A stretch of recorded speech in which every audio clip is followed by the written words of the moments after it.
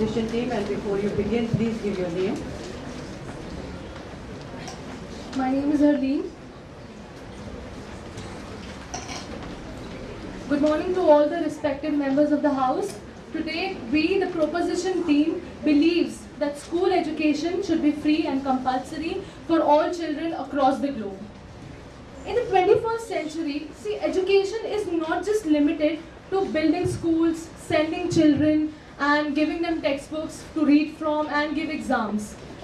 The horizons of education have broadened, and now the idea of education revolves around holistic development of a child, wherein a child is inculcated with skills that help him further in life to sustain the competition. And the very concept of education, it promotes the idea of an egalitarian society.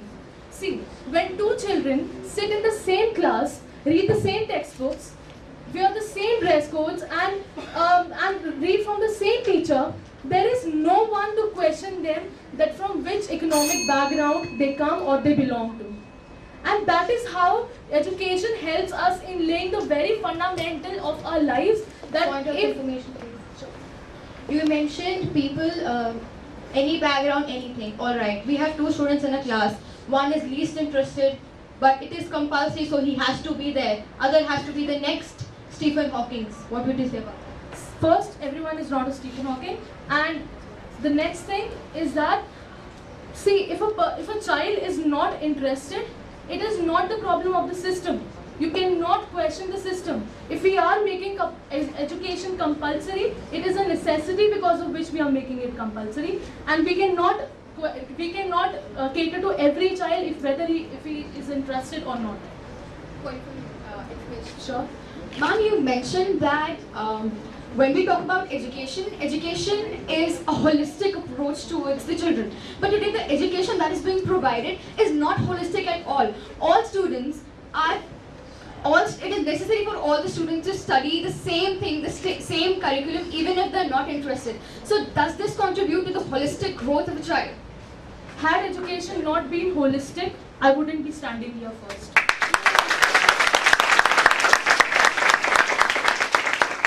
I was taught a skill to debate, and that is why I'm standing here today in front of you, replying your opposition.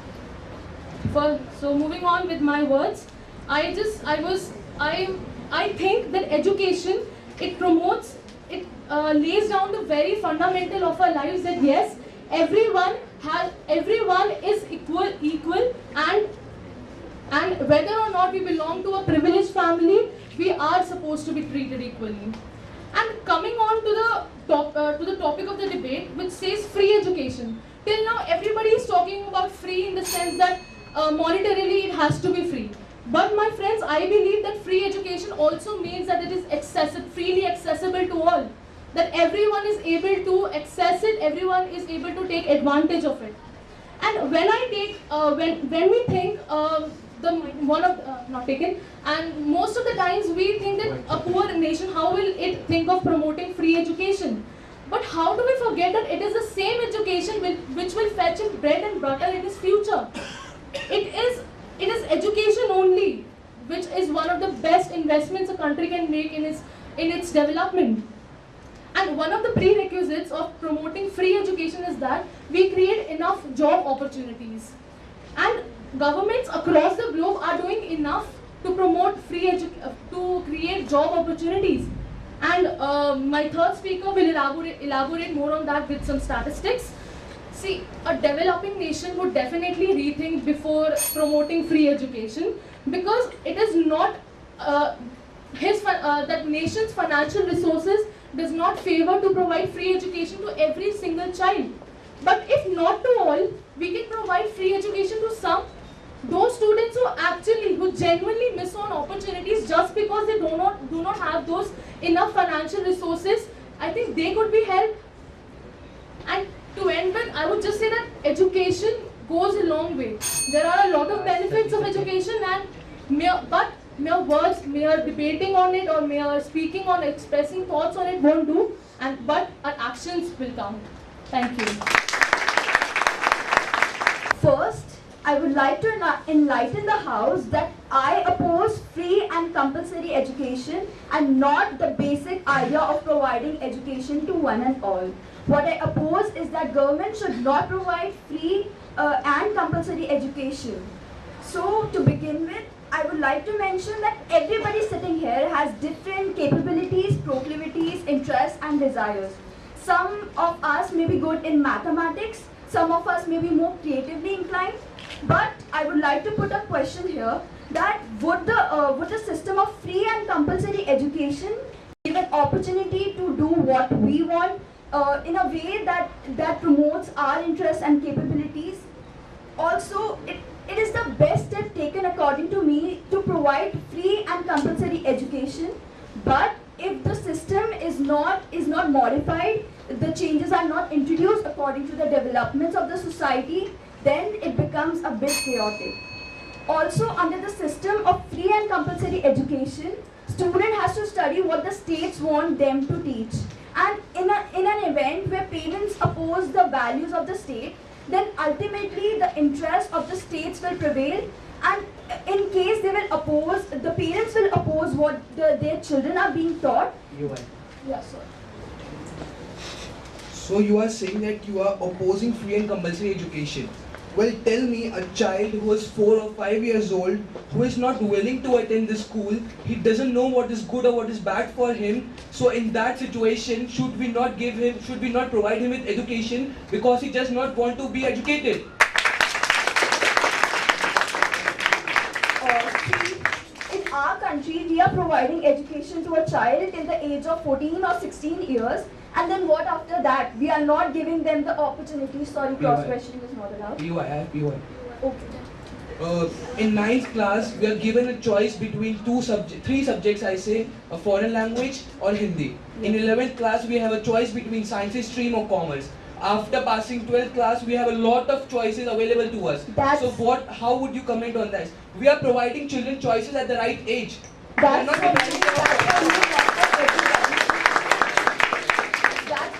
for everybody. The students studying in government school don't have that opportunity.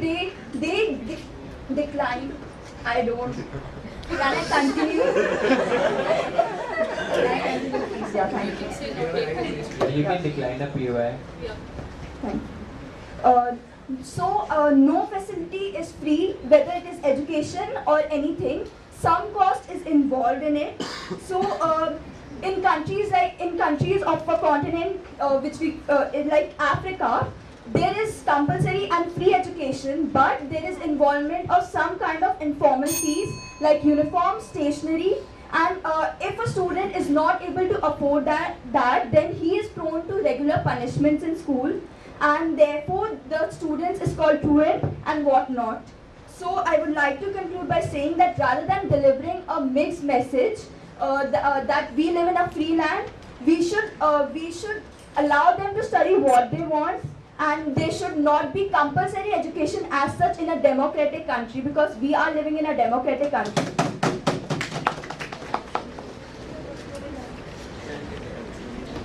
Continuing with the arguments proposed by my first speaker, I totally agree that education should be made free and compulsory as far as the school level is concerned, because the first speaker said very rightly that the school education inculcates, it inculcates equality, self-discipline, punctuality, and it grows, it grooms the person. It grooms the overall personality of the person. Secondly, I would basically, argue on the economical aspects of the point. So, I tell you one more thing, that people think that who is government to educate people when it can't provide jobs. First of all, this is the basic argument, in front of the house. I feel that education is... Please wait 15 seconds. I feel that education is a way to increase jobs also. You have more and more people going into schools. You have more and more people equipped with skills, and more people studying, subjects like economics and business studies. You have more and more people capable of becoming entrepreneurs. And if the government provides flexible laws, you have more and more startups. More and more startups, more and more workforce, more would be the hands, and more would be the employment. Sir, you just mentioned that equality is instilled in schools. But sir, is it ensured? Sir, it's, ma'am, yeah, it is ensured. If you go to the teacher, there is like, he's discriminating me. That is definitely there. Ma'am, I feel that. In school you have same uniform, you like everyone has to come in good schools, like in Point of information. Equality does not get inside you if you go to a good school or a bad school. no, I am like the definition of good school is not a public, you feel like public or government school or like something or the other. It's just like I feel that it's just a thing that if faculty over there, if teachers over there are concerned towards their job, they would definitely ensure that equality would be there. You can always go to the teacher that he is doing. We also have counselors in our school, ma'am. Our school has a counselor.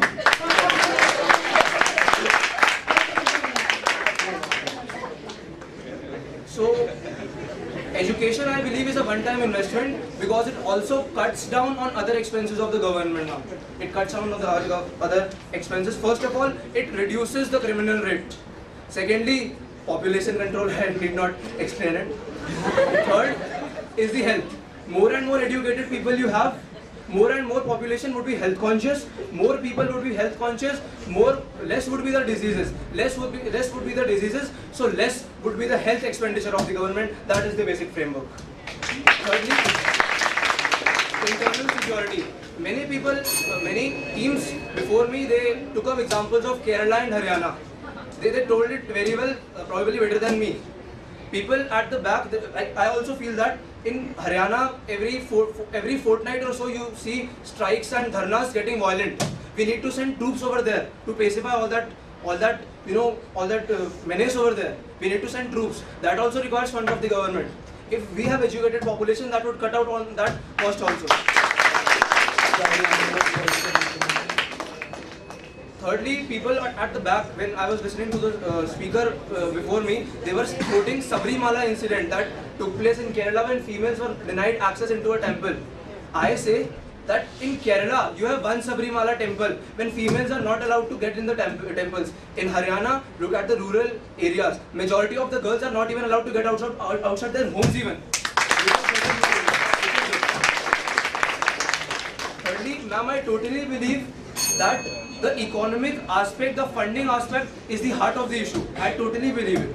So I feel that government, rather than being a body that just monitors and manages the infrastructural development of the school, should be a body that should be a part of the funder, a facilitator and a moderator of the education, much in the same way as it controls the aided schools, as it controls the aided schools. Thirdly, I think that people have, many people have put in theories like paid and non-paid and people. 30 seconds. I'm just wrapping up. We should have block development committees that should monitor the salaries of teacher according to the results, and that would give incentivize more and more result-oriented studies. Finally, at the end, I would like to say, what is taught in the schools today is the strategy of the government tomorrow.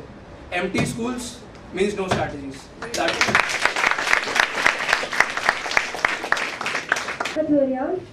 Okay, so first of all, I would like to ask the proposition team a question. That if education is providing, it is proving to be improving the economic situation, is it feasible at all? Is it improving the food, shelter and clothing provisions to the poor at all? Education should not be free of cost. Ladies and gentlemen, we are far-fetched and we are on the brink of a Herculean task. Now, I firmly believe that the only way the education should be provided to the people of all sections of the society is to include all the sections together. Now, that would only mean that we are preventing misuse of the free services that are being provided to the students. Second thing, if we are talking about compulsion here, education is a pursuit of knowledge with a voluntary spirit. You can make a starving person eat something. but you cannot force the person to go and eat it again. Now, compulsion in the case of education is bound to fail. Consider the rebellious imbeciles who are not even treated badly. Sure. When you were talking about clothes and all that, there are government schools which are residential. A dormitory, they have dormitory size of this heavy room, which can have 50 people sleeping there. They are providing them clothes, food. Residential schools by the government are they are providing food at night and afternoon and providing areas to sleep. So, providing all these facilities in totality does not make this argument very clear. Because we are talking about school education. We're not talking about all the time we are providing them with free food, shelter and clothing. We're just providing them with the free education. And that is what I don't support personally. POI. Denied. Okay, so in our country, where there is a post-conflict situation, all the people are displaced. Would you prefer survival over education, or would you prefer education over survival? I ask you my house the question. Now, again, outlining the points that the previous opposition member just stated, that no facility is free. There is always some informal fee involved in countries of continents like Africa or POI. denied, sorry, in countries such as Nigeria. It is a democratic country. However, the free educational services that are being provided there are not always free. Some informal fees is always included. How can we then contribute? How can we then say that free education is provided to everybody? Private schools should be allowed to proliferate. In India, private schools have 25% of reservation for economically weaker sections. But the money that is being given to those sections, the money that is being used up by those schools is actually given by the general classes. That is more than 75%. So is it actually a free and compulsory education? Thank you.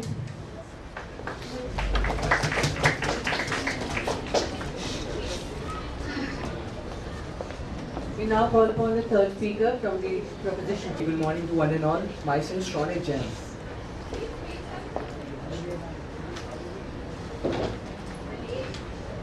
So, sir, well, that could have been me if I hadn't attended my primary school education, which was compulsory for me. I'm very sorry for the pause which I took, but it was very important for me to prove my point. Now, further on, moving with the opposition, I'm quite assured that opposition has misconceptualized the theme of today's debate. They have not got the real meaning of education. The main purpose of education is to strengthen your mind so that you can face with the challenges with more confidence. And when schooling is attached to education, it means learning how to face the challenges in life, what you learn in school. So, point of information. I guess 1 minute is not over yet. I just believe studying in schools is not just about learning the facts on blackboards by teachers, but learning the way of living life by observing the world around us. In the present era, hardly everyone, on the advent of economic life, everyone is busy with work. No one hardly gives any time to their children. At those points, school proves beneficial. Schools are the place where we meet our friends, where there are teachers, where there are people from whom we can learn. Even your best friend could be a very good teacher, provided you choose your best friends wisely. A lot has been talked about The education. point of information. Yeah, take it. Sir, the speaker just mentioned that education should be voluntary. It should not be compulsory. It should come from within. It's I not just the within. guess I have already answered your question when I raised my POI, so neglected.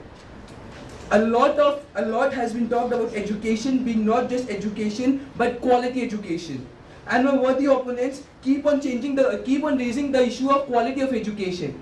Well, I would just suggest my opponents to get their facts straight and just I want to mention that there are Rajkiya Pratibha Vidyalayas which have achieved milestones in education, and these are government schools.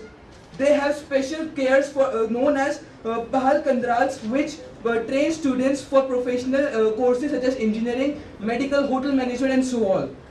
The other issue raised by the opposition is that the job opportunities. Although we may provide free and compulsory education, Point but of the, information, sir. yeah, taken. So you're talking about a school that is providing the children with everything, but we're in India.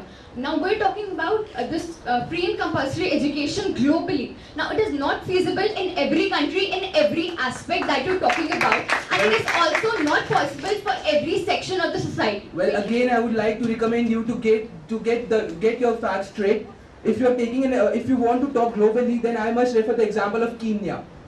You must have read about Kenya. In Kenya, the percentage of enrollment has risen from 61.7% to 72.3% in just a span of 2 years. Now, talking about job opportunities, as my PM already mentioned, before we promote the free education, it is necessary to have enough jobs. Enough jobs opportunities, and governments around the globe have been doing much about it. As employment generation has increased by 118%, which means 2.7 lakhs new jobs have been generated for our future generations who are getting educated nowadays. So I ensure that free and compulsory education must be provided. Point of Now, information, no, sir. not taken. Sorry. Sorry, no more points of information. Now, talking about something else, a different perspective of free and compulsory education. Free and compulsory education gives a platform to the deprived class to showcase their talent. It has been seen as a normal trend that the person who have money they could send their children to schools. But when this principle of free and compulsory education is applied, the students who have the potential but not the resources, they have started coming up to the surface. The best example to satisfy this point is Dr. APJ Abdul Kalam and Anand Kumar Super 30. Even those kids are from the deprived classes, but they have made it to the top only because of the free and compulsory education. Now, to conclude my arguments, I have a set of points which would quench your thirst. Last 30 seconds. Okay. Primary education gives people tools to understand the world and participate in society. Primary education means that girls marry later, take greater care of health of their children, and make sure that they got an education too. Primary education helps in fight against child labor and exploitation. Primary education is vital for economic development, giving individuals a chance to earn more and be more productive. Primary education lays the foundation using new technologies, and primary education enables people to have a voice in politics and society, as I am having now. Thank you. Just mentioned about Abdul Kalam. May I ask, was he educated in a free school? Yes, he was.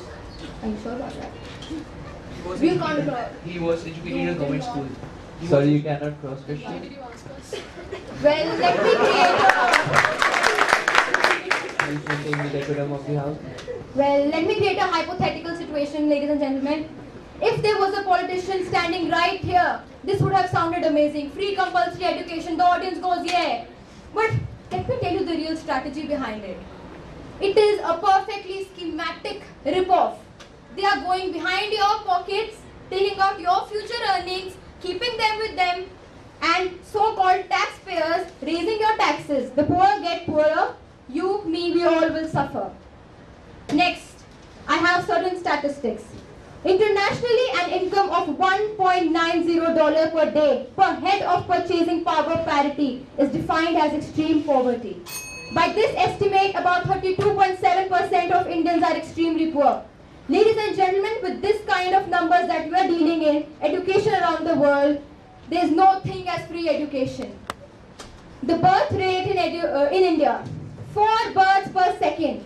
Statistics show that 10 lakh rupees are needed for a good quality education. Are you ready to pay 40 lakhs per second? Sure. You said that we have 4 births per second, like something like that. Yeah. In America, in developed countries like USA, we have majority of population as educated.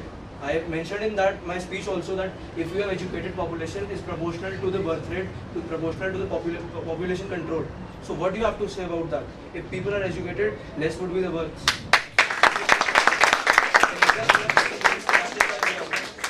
Population. Inverse relation.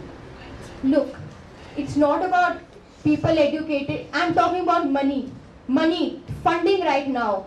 How will government pay 40 lakh rupees for 4 people who are born per second? Which means that we are dealing with million right now for people across the globe. It is an economic assault. Now my next point will be, When you're saying it's government, that's what my friend has just said, that if you are educated, the population will be controlled, then government won't be required to investing so much money.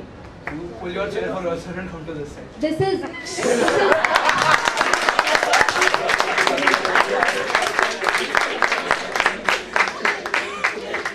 May I kindly request the proposition to keep their comments to themselves? Thank you. Now talking about survival or starvation, what would you choose? In a country we are living in or many other countries we have slums. Statistics have proved that poor families in slums, when they're working, they bring in more prosperity. Do you want them to earn money first, earn shelter, earn fooding, earn living, or do you want them to go learn? Survival is more important than book. A book which will just give you knowledge and future employment, but it will not lead you to live that moment. I will end by saying, education is an opportunity. It is not a force. You can't compel a person, go study. It is compulsory to study. We have dropouts, right? We have people who have been dropped out. They wanted to study what they wanted to study. By giving them free and compulsory education, you're telling them, you have 5 years, you have to study this in 5 years. We do have child prodigies in our world, right? What about them? No. Alright. The proposition you can't answer. Thank you, ladies and gentlemen, for your attention. Your name? Vipsalira. I'm here to sum up the whole point of the opposition. Now, our point is that the education that is provided free and compulsorily does not necessarily be of great quality. Now, the schools have got the concept of education wrong. They want marks, okay? We are judged on the basis of our marks. People will favor us if we have more marks. And this is a fact, okay? Alright, now, education does not interest all even if it is paid. And now we're talking about people who do not pay for their education. How are they going to get interested? I mean, the number of absentees in a government school with subsidized fees is really higher than those of public schools, and that's because they do not see their parents earning from them. They do not have the value for money. They do not have the value for money, and that's why they do not want to study. They do not have any motivation, and they're seeing people who are educated and unemployed. Are we forgetting about the educated unemployed people? There was this incident when in India, a post for a PN was introduced, and applicants were over 1 lakh, and those 1 lakh applicants included all sorts of post-graduated people as well. So we come to the point that education does not ensure a brighter future, nor does a normal living. It depends from person to person, so we cannot force education on anyone. We cannot force any kind of education on anyone. And also, I would like to mention this to the proposition that if we are providing free and compulsory education, if they quoted an example of Dr. APJ Abdul Kalam, let me also quote an example of Albert Einstein. Okay, so there's black and white. There's heads and tails. Some students want to study, some students do not want to study. And some students want to become Albert Einstein, and some students want to become Stephen Hawking. Okay, thank you so much. Beginning with, when you're actually, friends from the opposition, when we are talking about free, we are not only talking about free of cost. We are talking it free also in terms of availability, accessibility and acceptability. and it should be adaptable to the individual, right? And when you're always saying that it should be compulsory, that's not. And if it's against the democratic principles, let me say, a democratic government is a government by the people, with the people, and for the people. It's not by the people if it's compulsory, but it is with the people and for the people. Something which is issued in public interest, you cannot say that it is bad. There were people who were against odd even, but it was introduced so that pollution can be controlled in public interest. Why did people fight against that? Why are you saying it is compulsory? Anything issued in public interest, you cannot say it's bad. Education is something which is issued in public interest. And when talking again, let's going further, and then if it is against the democratic ideas, that's what I'm saying, it should not be there. And when you're talking about Africa and all that, let me say, it's actually, what you are having is a mindset problem. It's not that education is not being properly introduced. Had USA been said that we are giving compulsory and free education, the whole of the world, United Nations would be supporting them. That's the problem. It's a kind of discrimination what you're saying about against powerful countries and those who are not that powerful like USA. Africa is always trying that we want to give compulsory education, free education. It's not the World Bank and the United Nations which are not giving them the required funds. You are always practically approaching, you are saying that it should be equated with supply and demand policy. Why are you not taking it as a basic human right which should be provided to the individual? Why are we so materialistic in everything in this world?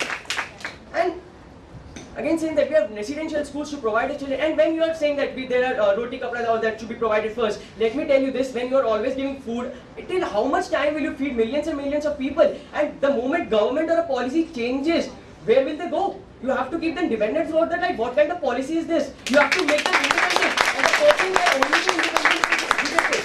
And remember friends, I am not against any kind of skill, but let me tell you, a skillful person like a carpenter would help you in growing of the economy of the country.